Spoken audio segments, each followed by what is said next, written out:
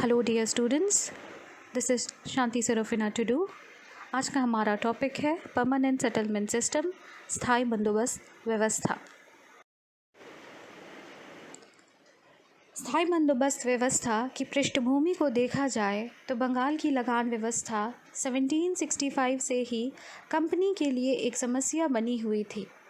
Clive ने इस व्यवस्था में कोई महत्वपूर्ण परिवर्तन नहीं किया तथा उसके काल में वार्षिक लगान व्यवस्था ही जारी रही। बाद में वॉरेन हेस्टिंग्स ने लगान व्यवस्था में सुधार के लिए इजारेदारी प्रथा लागू की, किंतु इससे समस्या सुलझने के बजाय और उलझ गई। इस व्यवस्था के दोषपूर्ण प्रावधानों के कारण कृषक बर्बाद होने लगे तथा कृषि पर भी बुरा प्रभाव पड़ा। 1786 में जब लॉर्ड कॉर्नवालिस गवर्नर जनरल बनकर भारत आया, उस समय कंपनी की राजस्व व्यवस्था अस्त व्यस्त थी तथा उस पर पर्याप्त वाद विवाद चल रहा था।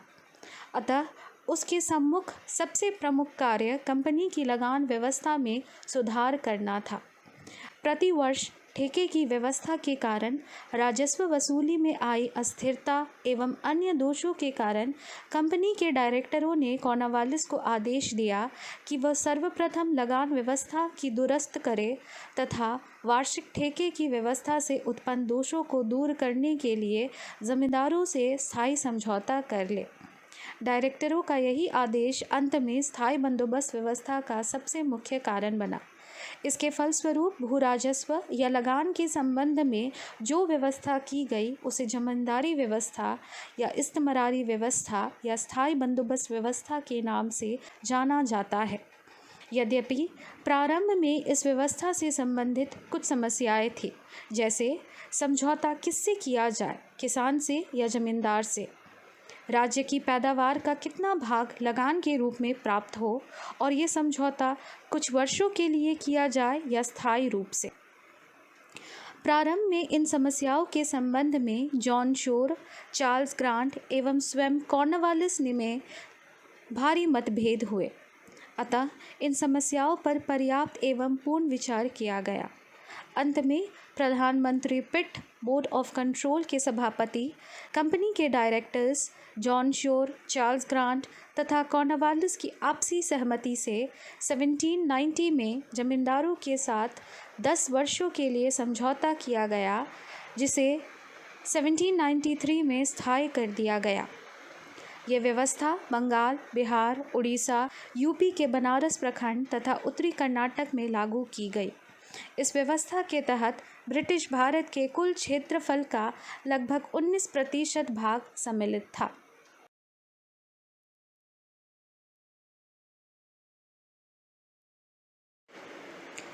स्थायी बंदोबस्त व्यवस्था की विशेषताएं निम्न है। जमींदारों को भूमि का स्थायी मालिक बना दिया गया।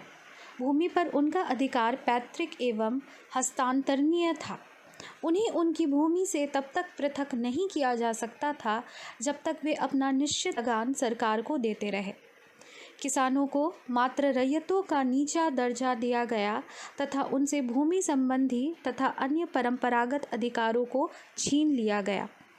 जमींदार भूमि के स्वामी होने के कारण भूमि को खरीद या बेच सकते थे। जमींदार अपने जीवन काल में वसीयत द्वारा अपनी जमींदारी अपने उत्तराधिकारी को भी दे सकते थे। जमींदारों से लगान सदैव के लिए निश्चित कर दिया गया। सरकार का किसानों से कोई प्रत्यक्ष संपर्क नहीं था, यानी कि अब जमींदार ही मध्यस्थ का कार्य कर रहे थे। जमींदारों को किसानों से वसूल किए गए भू राजस्व की कुल रकम का 10/11 भाग कंपनी को देना था तथा 1/11 भाग स्वयं रखना था। इस तय की गई रकम से अधिक वसूली करने पर उसे रखने का अधिकार जमींदारों को दे दिया गया। यदि कोई जमींदार निश्चित तारीख तक भू राजस्व की निर्धारित राशि जमा नहीं कर सकता था तो उसकी जमींदारी नीलाम कर दी जाती थी। इस तरह कंपनी की आय में उल्लेखनीय वृद्धि हुई। हालांकि कंपनी द्वारा भू राजस्व की स्थायी बंदोबस्त व्यवस्था को लागू करने के मुख्य 2 उद्देश्य थे। सर्वप्रथम, इंग्लैंड की तरह भारत में जमींदारों का एक ऐसा वर्ग तैयार करना जो अंग्रेजी साम्राज्य के लिए सामाजिक आधार का कार्य कर सके। भारत में कंपनी के फैलते साम्राज्य के मद्देनज़र अंग्रेज़ों ने महसूस किया कि भारत जैसे विशाल देश पर नियंत्रण बनाए रखने के लिए उनके पास एक ऐसा वर्ग होना चाहिए जो अंग्रेजी सत्ता को सामाजिक आधार प्रदान कर सके। इसलिए अंग्रेज़ों ने जमींदारों का ऐसा वर्ग तैयार किया जो कंपनी की लूट खसोट से थोड़ा सा हिस्सा प्राप्त कर संतुष्ट हो जाए तथा कंपनी को सामाजिक आधार प्रदान कर सके। दूसरा उद्देश्य था कंपनी की आय में वृद्धि करना। चूँकि भू राजस्व कंपनी के आय का अत्यंत प्रमुख साधन था, अतः कंपनी अधिक से अधिक राजस्व प्राप्त करना चाहती थी।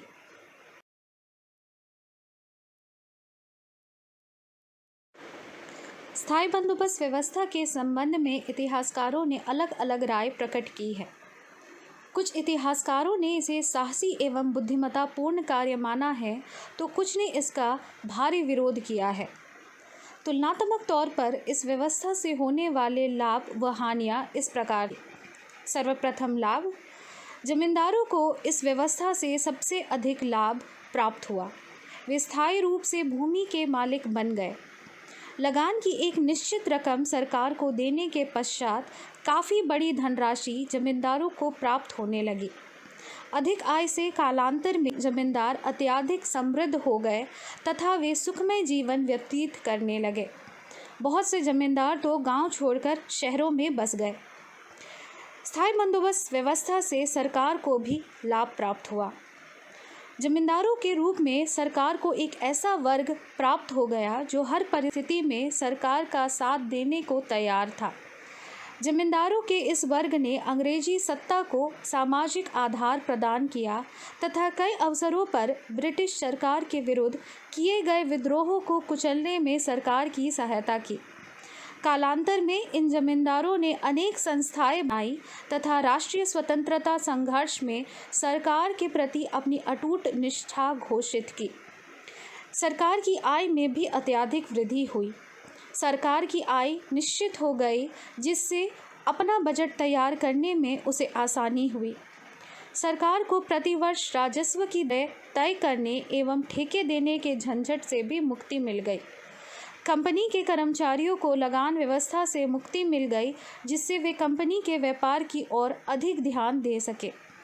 उसके प्रशासनिक व्यय में भी कमी आई तथा प्रशासनिक कुशलता बढ़ी।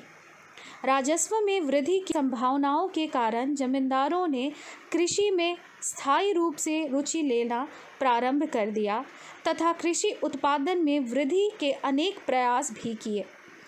इससे कृषि उत्पादन में भी काफ़ी वृद्धि हुई। कृषि में उन्नति होने से व्यापार एवं उद्योग की प्रगति हुई। जमींदारों ने अपना ध्यान मुख्यतः कृषि के विकास में भी लगा दिया तथा इससे सूबों की आर्थिक संपन्नता में वृद्धि हुई। सूबों की आर्थिक संपन्नता में सरकार को लाभ हुआ।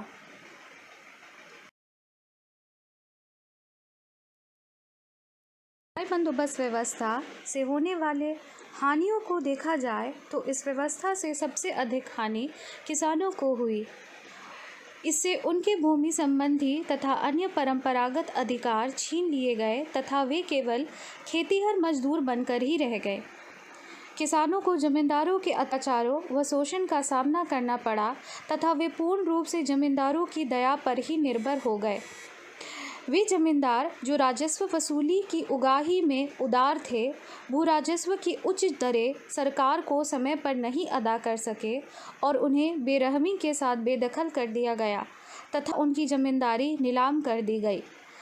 जमींदारों के समृद्ध होने से वे विलासितापूर्ण जीवन व्यतीत करने लगे, जिससे सामाजिक भ्रष्टाचार में वृद्धि हुई।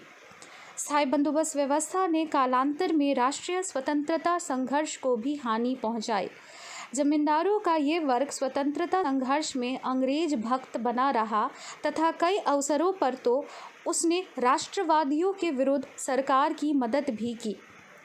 इस व्यवस्था से किसान दिनों दिन निर्धन होते गए तथा उनमें सरकार तथा जमींदारों के विरुद्ध असंतोष बढ़ने लगा। कालांतर में होने वाले कृषक आंदोलनों में से कुछ के लिए इस असंतोष ने भी योगदान दिया। इस प्रकार इस व्यवस्था ने कुछ कृषक आंदोलनों की पृष्ठभूमि तैयार करने में अप्रत्यक्ष भूमिका निभाई। इस व्यवस्था से सरकार को भी हानि हुई, क्योंकि कृषि उत्पादन में वृद्धि के साथ साथ उनकी आय में कोई वृद्धि नहीं हुई तथा उसका संपूर्ण लाभ केवल जमींदारों को ही प्राप्त होता रहा। इस प्रकार स्पष्ट है कि स्थायी बंदोबस्त से सर्वाधिक लाभ जमींदारों को हुआ। यद्यपि सरकार की आय भी बढ़ी, किंतु अन्य दृष्टिकोणों से इससे लाभ के स्थान पर हानि अधिक हुई।